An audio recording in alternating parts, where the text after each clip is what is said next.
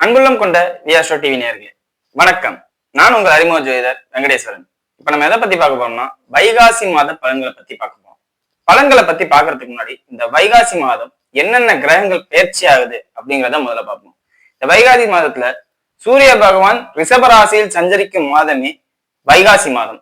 அதே மாதிரி இந்த வைகாசி மாதம் 17ஆம் தேதி செவ்வாய் பகவான் கடகத்திலிருந்து சிம்மத்துக்கு பயிற்சி ஆகிறார். அதுக்கப்புறம் பார்த்தோம்னா சுக்கிர பகவான் அதே வைகாசி 17ஆம் தேதி அன்னைக்கு மீனத்திலிருந்து மேஷத்துக்கு போறார். அதே மாதிரி புதன் பகவானும் 2 ராசிகளை கடக்கிறார். எப்படின்னு கேட்டா வைகாசி 9ஆம் தேதி மேஷத்துக்கும் வைகாசி 23ஆம் தேதி ரிஷபத்துக்கும் வரார். அப்படிங்கும் போது புதன் பகவானோட வேலைகள் இந்த வைகாசி மாதத்துல கொஞ்சம் அதிகமாவே இருக்கும் அப்படிங்கிறதையும் சொல்லலாம். இது மட்டும் இல்லாம வைகாசி மாசம் 4ஆம் தேதிக்கு அப்புறம் தான் நம்ம எல்லாருக்குமே தெரிஞ்ச எதிர்பார்க்கிற அந்த ராகு கேது பயிற்சியும் நடக்குது. சோ இத்தனை கிரக பயிற்சிகளானது இந்த வைகாசி மாசத்துல மட்டும் நடக்குது. சோ இந்த வைகாசி மாதத்துல உலக ரீதியாவே நிறைய மாற்றங்கள் நிகழும். எந்தெந்த மாதிரினா இப்ப சிம்மத்துக்கு கேது வருது, அரசாங்க ரீதியா ஏதாவது நிகழ்வுகள், முக்கியமான அதிகார பதவியில இருக்கிறவங்க திடீர்னு பதவி விலகலோ இல்ல உடல்நிலை பாதிப்போ இல்ல முக்கியமான பெரும் தொழிலதிபர்களாக இருக்கும் பட்சத்தில் அவர்களுக்கு ஏதோ உடல்நிலை பாதிப்பு சார்ந்த அமைப்புகளோ இல்ல அவங்க திடீர்னு காணாம போறதோ, நல்ல பீக்ல இருந்த தொழில் சார்ந்த அமைப்புகளே காணாம போற அமைப்புகளோ இருக்கும். ஏன்னா வைகாசி மாசத்துல நெகட்டிவா சொல்றியா அப்படின்னு கேட்டா அந்த தொழில் தலைமை பதவி அரசாங்கத்திலேயே முக்கியமான நபர் அப்படிங்கிற ஒரு தன்மை இருக்கும் பாத்தீங்களா, அந்த பெரிய ஃபர்ஸ்ட் அப்படின்னு சொல்லலாம். அதை ஃபர்ஸ்டா இருக்கிறவங்களுக்கு பாதிப்பா இருக்கும் இல்லையா, மற்றபடி உள்ளவங்களுக்கு எல்லாம் பாதிப்பு இருக்காது. அதே மாதிரி அடிமட்ட தொழில் சார்ந்த அமைப்புகள்ல நிறைய முன்னேற்றங்கள் கிடைக்கும். கூலி தொழிலாளிகள், அதே மாதிரி லேபர் ஒர்க் பண்றவங்க, இவங்களுக்கெல்லாம் புரட்சி மாதிரியே நடக்கும். எல்லா வகையிலையும் ஆதரவு, அரசாங்க ஆதரவு கிடைக்கும். அடிமட்ட லெவல்ல உள்ள ஆள் மிகப்பெரிய அந்தஸ்தை அடையிற தன்மையும் நடக்கும். இது பொதுவா வைகாசி மாசத்துல நடக்க போகுது. இப்ப வாங்க 12 ராசிகளுக்கும் எந்த மாதிரியான பலன்கள் நடக்க போகுது அப்படிங்கிறத பார்ப்போம். கடகராசி அன்பர்களே, ராசிக்கு 11ஆம் இடத்துல சூரிய பகவான் சஞ்சரிக்கிறார். அப்படின்னா என்ன, கைக்கு வர பணம் இரட்டிப்பு லாபம் அப்படின்னு அர்த்தம். வருமானம் இந்த நேரத்துக்கு எந்த பிரச்சனையும் இல்லை, லாபம் கடுமையா இருக்கும், சம்பாத்தியத்துல ஒரு குறையும் இருக்காது. அதே மாதிரி உங்க பேச்சு அதிகாரமான பேச்சு, நீங்க சொல்றதை கேட்பாங்க. ஒரு கல்லுல 2 மாங்காம்பாங்கல்ல, ஒரு விஷயத்த பேசிங்க அதுக்கு 2 அர்த்தம் போகும் எல்லாருக்கும். ஜனகால ஜாதகத்துல நேரம் நல்லா இருந்தா உங்களை ஆகா ஓகோன்னு பில்டப் பண்ணி இந்த நேரத்துல ஒரேடியா தூக்கி வச்சிருவாங்க. ஜனனகால நேரம் பாதிக்கப்பட்டிருந்தா டோட்டல் வேஸ்ட். அதாவது நான் ஆரம்பத்திலே சொல்லிட்டேன், ஒரு பேச்சு தான் பேசுவீங்க, அதுக்கு 2 அர்த்தம் எல்லாரும் எடுத்துக்குவாங்க. சோ அந்த 2 அர்த்தம் பாசிட்டிவா எடுத்துக்கிட்டாங்கன்னு வச்சுங்களேன், சூப்பரா இருக்கும் லைஃப். 2 அர்த்தத்தையுமே நெகட்டிவா எடுத்துக்கிட்டாங்கன்னு வச்சுங்களேன், அதுதான் பாதிப்பு. சோ இந்த நேரத்துல பேச்சால் மரியாதை, கைக்கு வருமானம் அதிகம், குடும்ப சூழ்நிலை ஒற்றுமை அதிகரிக்கும்.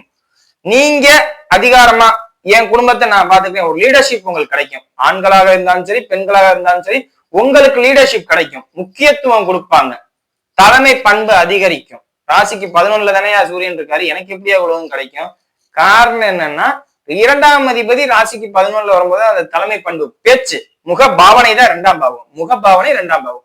அந்த முகத்துல அதிகார கலை வந்துடும், ராஜ தோற்றம்.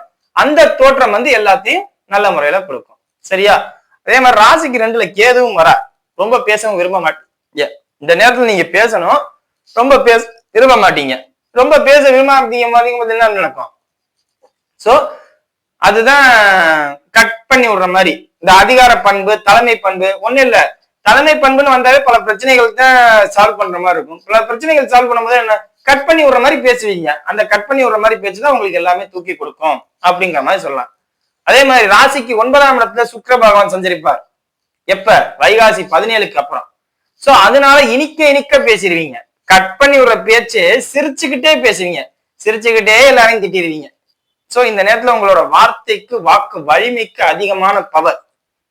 செவ்வாய் 2ஆம் இடத்துக்கு வரார், அனல் பறக்கிற மாதிரி பேச்சு வரும்.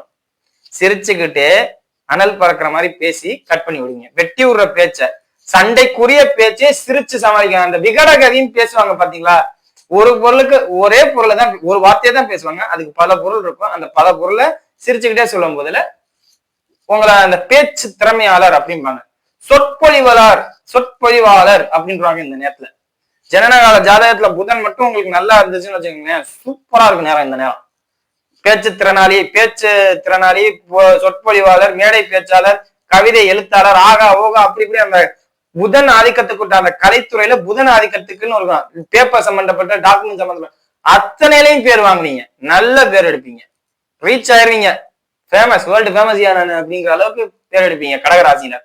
ஆனா அந்த அளவுக்கு நேரம் நல்லா இருக்கு. இந்த நேரம் ஜனனகால ஜாதகத்துல புதன் மட்டும் நல்லா இருந்தா போதும். அப்ப புதன் நல்லா இருந்தா இந்த நேரம் நடக்கும்னா அப்ப 3ஆம் பாவம் 12ஆம் பாவம் சிறப்பா இயங்கும். ராசிக்கு 10ல இருக்க புதன் சிறப்பா இயங்கும்.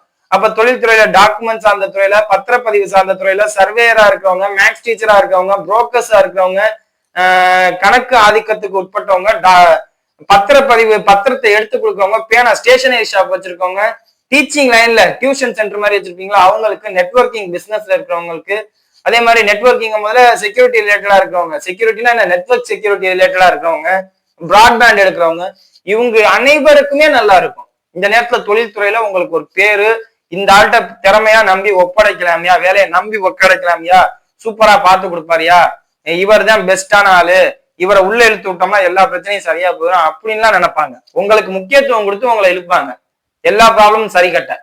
அந்த அளவுக்கு நல்லா இருக்கும் உங்களுக்கு இந்த நேரம். அதே மாதிரி ராசிக்கு 2ஆம் இடத்துல செவ்வாய், 5ஆம் அதிபதி செவ்வாய். குழந்தைகள் இந்த நேரத்துல கேதுவோட சேர்றதுனால குழந்தைகள் தனிமையை விரும்புவாங்க. ஏதாவது ஆன்மீக ஸ்தலத்துக்கு குழந்தைகளை கூட்டிட்டு போயிட்டு வாங்க. ஆன்மீக ஸ்தலத்துக்கு குழந்தைகளை கூட்டிட்டு போயிட்டு வர்றது அற்புதமான பலன்களை தரும். அதுவும் குறிப்பா விநாயகர் கோயில், விநாயகர் கோயில் போயிட்டு வந்தீங்கன்னா இன்னும் நல்லா இருக்கும். ஏன்னா 5ஆம் அதிபதியும் கேதுவும் இணையது நல்லதுதான், சேட்டை அது அதிகமாயிரும். செவ்வாய் கேதுவால ஆகாது, செவ்வாய் ராகுவின் தொடர்பு வருது இல்ல.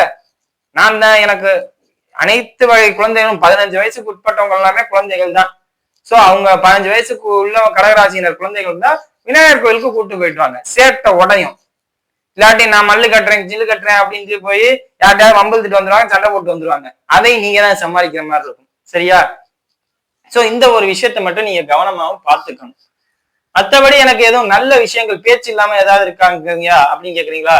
தாயார் உடல்நிலை பாதிக்கப்பட்டவங்களா இருந்தா அவங்க உடல்நிலை தேறி வரும், எந்த பிரச்சனையும். அதே மாதிரி தந்தையின் உடல்நிலை சிறிது, சனி 9ஆம் இடத்துல இருக்காரு, பாதிப்புக்கு உண்டாகும்.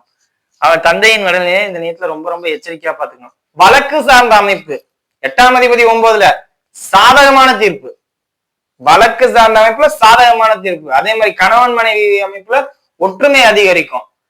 சில பேர் கணவன் மனைவியா இருப்பவர்கள் ஜனனகால ஜாதகம் பாதிக்கப்பட்டு டைவர்ஸ் ரிலேட்டடா அப்ளை பண்ணியிருந்தீங்கன்னா கிடைக்கும்.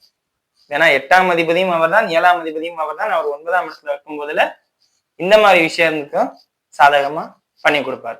2ஆம் திருமணம் சார்ந்த அமைப்பு 11ஆம் இடத்துல சூரியன்ல புது வருகை, அது குழந்தைகள் சார்ந்த அமைப்புல இல்ல, அடுத்த மாதிரி அப்படிங்கிற விஷயங்கள்ல 2ஆம் திருமணம் சார்ந்த அமைப்பு நிச்சயம் கைகூடும். அதே மாதிரி குழந்தைகள் அமைப்புமே கைகூடும். ஏன்னா 5ஆம் இடத்துல சூரியன் பார்க்கறதுல புது வருகை ஆண் வாரிசாவே இருக்கலாம்.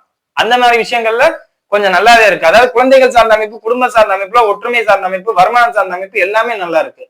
தொழில் ரீதியா நீங்க நினைச்சீங்கன்னா கொஞ்சம் முடக்கம் ஏற்படும். அதே மாதிரி வேலை சார்ந்த அமைப்புகள்ல கொஞ்சம் போட்டிகள் அதிகரிக்கும். வேலை பார்க்குற இடத்துல உங்களோட இருக்கிறவங்களே உங்களை கவுத்துறதுக்கு உண்டான வேலையெல்லாம் பார்ப்பாங்க. ஸோ போட்டிகள் அதிகரிக்கும், இதெல்லாம் கொஞ்சம் கவனமா இருந்துக்கோங்க. அதே மாதிரி வெளியில போற மாதிரி சூழ்நிலை ஏற்படும். வருமானத்துக்காண்டி சிறிது வெளியில போயிட்டு வர மாதிரி இருக்கும். அதெல்லாம் என்னங்கிறத பாத்துக்கோங்க. சரியா? அதே மாதிரி கர்ப்பப்பை சார்ந்த அமைப்புகள்ல இந்த நேரத்துல ஹாஸ்பிட்டல் போற அமைப்பு, பெண்களாக இருக்கும் பட்சத்தில் கர்ப்பப்பை சார்ந்த அமைப்புலையும், ஆண்களாக இருக்கும் பட்சத்தில் யூரின் ட்ராக் சார்ந்த அமைப்புலையும், அதாவது அந்த பாலின சுரப்பிகள் சம்பந்தப்பட்ட பிரச்சனை. ஏன் பாலின சுரப்பிகள்? சுக்ரன் சனி இணைவு, 7ஆம் அதிபதியும் சுக்ரன் இணையும் போதுல அங்கே ஒரு அடி. சோ அந்த வைகாசி 17 வரை இந்த தன்மை இருக்கும். அதுக்கப்புறம் பாதிப்பு நீடிக்கும். சரியா? இப்ப வாங்க நட்சத்திர ரீதியான பலன்களை பார்ப்போம். புனர்பூச நட்சத்திரக்காரர்கள், புனர்பூச நட்சத்திரக்காரர்களை பொறுத்தவரையும் எல்லா வகையிலும் ஏற்றம், அனுகூலமான பலன். நீங்க இந்த நேரத்துல பேசவே விரும்ப மாட்டீங்க, பேசாதீங்க. அமைதியே உங்களுக்கு பேரை வாங்கி கொடுத்துரும், பெரிய லெவல்ல பேரை வாங்கி கொடுத்துரும். பேசக்கூடாத இடத்துல பேசாம இருப்பதே நல்லது. நீங்க அந்த மாதிரி சுச்சுவேஷன்ல தான் இருப்பீங்க. கடகராசினருக்கு புனர்பூச நட்சத்திரக்காரர்கள் பேசக்கூடாத இடத்துல தான் இருப்பீங்க. சோ அந்த மாதிரி இருக்கிறது நல்லது. அதே மாதிரி தொழில் சார்ந்த அமைப்பை பத்தி இப்போதைக்கு பேச வேண்டாம். இருக்கிறத நிலைவா நிலைச்சு கொண்டு போகணும், பாத்துக்கணும், இப்படியே ஸ்டெடியா கொண்டு வச்சுக்கணும் அப்படிங்கிறத மட்டும் யோசிங்க. ஸ்டடி பண்ணாம நான் அப்படி பண்றேன் இப்படி பண்றேன்னா அதனால வர பின்விளைவுகளையும் சமாளிக்க கத்துக்கங்க. சரியா? அடுத்தது பூச நட்சத்திரக்காரர்கள். பூச நட்சத்திரக்காரர்களை பொறுத்தவரையும் திருமண அமைப்பு நல்ல முறையில அமையும், பெரிய இடத்துல அமையும். பெரிய இடத்துல இருந்து வரன் வர்றது இந்த நேரத்துல சாதகமான பலன்களை தரும். அதே மாதிரி பூச நட்சத்திரக்காரர்களுக்கு இந்த நேரத்துல எதிர்பாராத நண்பர்கள் உதவி, தொழில்ல ஆல்ரெடி எனக்கு இந்த மாதிரி பிரச்சனை இருக்கு சார், கடன் சார்ந்த அமைப்பு இருக்கு சார், எதிர்பாராத நண்பர்கள் உதவி கிடைக்கும். நீங்க நினைச்சு கூட பார்த்திருக்க மாட்டீங்க இப்படி ஒரு நண்பர் நமக்கு வந்து உதவி பண்ணுவாரு. வருவாங்க, வேலையை முடிச்சு கொடுத்துட்டு போயிட்டே இருப்பாங்க. சகல விதத்துல ஏற்றம், உங்க வாழ்க்கையோட டேர்னிங் பாயிண்டாவே மாத்தி விடுவாங்க. சூப்பரா இருக்கும். என்ன ராசிக்கு 12 குருபவான்ருக்கு டேர்னிங் பாயிண்ட், அதுதான் விபரீத ராஜயோகம். 6ஆம் அதிபதி 12ல விபரீத ராஜயோகம். இப்படிதான் நடக்கும். எவன் வருவானே தெரியாது, ஆனா வந்து தூக்கி விட்டு போயிடுவாங்க. மற்றபடி குழந்தைகள் சார்ந்த அமைப்பை பத்தி எல்லாம் பெரிய அளவுல இந்த சூரிய பயிற்சி உங்களுக்கு பண்ணாது. அதே மாதிரி திருமண அமைப்பு நல்லா இருக்கு. கணவன் மனைவி ஒற்றுமையை கொடுக்கும். யாரு டாமினன்ஸிங்கிற ஈகோ கிளாஸ் நடக்காம நீ பெரிய ஆளாவே இருந்துக்குன்னு விட்டு கொடுத்து போற தன்மை இந்த நேரத்துல வரும். அந்த வகையில சாதகமான தன்மையை தீர்ப்பையும் கொடுக்குது. சரிங்களா? அடுத்தது ஆயில்ய நட்சத்திரக்காரர்கள். ஆயில்ய நட்சத்திரக்காரர்களை பொறுத்தவரையும் சகல விதத்துல ஏற்றம் கொண்ட மாதம். எந்த வகையில? வருமானத்தை கொடுக்கும். ஆரம்பத்துல செலவு வைக்கிற மாதிரியே இருக்கும். முதலீடு பண்ணுவீங்க. அதை இப்படிதான் சொல்லணும், முதலீடு பண்ணுவீங்க. ஆரம்பத்துல 10 ரூபா செலவு பண்ணிட்டு இருக்கேன் அப்படிங்கிற மாதிரியே இருக்கும். திடீர்னு முதலீடா மாறிடும். எதிர்பார்க்கல அப்படிங்கிற மாதிரி ஒரு தன்மை என்ன. அதே மாதிரி உங்களுக்கும் இந்த கழிவு போற பகுதியில முக்கியமா பைல்ஸ் ப்ராப்ளம் இந்த மாதிரி அமைப்புகள் வரும். சோ உணவு சார்ந்த பகுதிகளில் நீர் ஆகாரத்தை அதிகமாக எடுத்துக்கொள்ள வேண்டிய ராசிகள் நட்சத்திரக்காரர்கள் நீங்க. நீர் ஆகாரத்தை அதிகமா எடுத்துக்கிட்டா அந்த பைல்ஸ் ரிலேட்டட் ப்ராப்ளம் வராது, அம்மை ரிலேட்டடான நோய் வராது, மஞ்சள் காமாலை சார்ந்த நோய் வராது. நீர் ஆகாரத்தை எடுத்துக்க தவறுனீங்கன்னா பாதிப்புகளை சந்திக்கிற மாதிரிதான் சூழ்நிலை வரும். சரிங்களா? மற்றபடி நெகட்டிவா வேற எதுவும் இல்லை. உடல் நிலையை மட்டும் ஆயில்ய நட்சத்திரக்காரர்கள் பார்த்துக்கிட்டா போதும். உஷ்ண ஆதிக்க நோய் வராம பார்த்துக்கிட்டா போதுமானது. மற்ற எல்லாமே நல்லா இருக்கும். சரியா? வீடியோ இப்பதான் ஃபர்ஸ்ட் டைம் பார்க்கறதா இருந்தா லைக் பண்ணுங்க, ஷேர் பண்ணுங்க, கமெண்ட் பண்ணுங்க. சேனலை மறக்காம சப்ஸ்கிரைப் பண்ணுங்க. வேற எதுவும் ஜோதிட ஆலோசனைக்கு கீழே உள்ள நம்பருக்கு கால் பண்ணுங்க. நன்றி.